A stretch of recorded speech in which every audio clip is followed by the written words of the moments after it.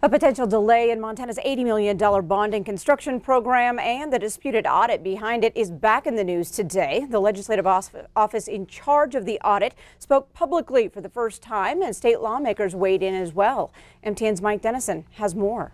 The audit, which is not yet complete, reportedly says the state's Medicaid program has eligibility problems and could have to repay the federal government $150 million. Last week, the Bullock administration said that's not true. And they said they've had to delay the construction bond sale because that information could make the bonds more expensive to investors. Legislative Auditor Angus McKeever told a committee Monday that strict rules simply prevent him from discussing an audit before it's complete.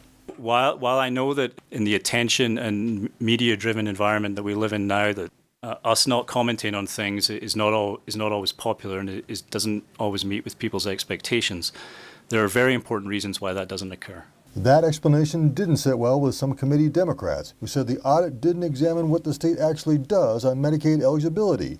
And it is beyond my comprehension how you take that approach instead of what was agreed upon by the federal government in the state of Montana in terms of eligibility, and you prioritize that. McKeever said his office or the audit isn't forcing the governor's office to change its bonding decision.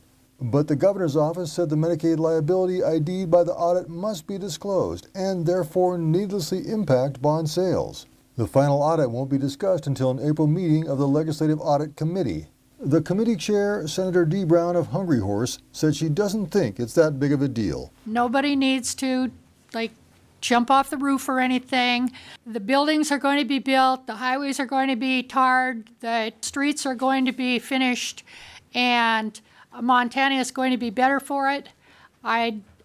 This is a little bump in the road. Reporting from Helena, Mike Dennison, MTN News.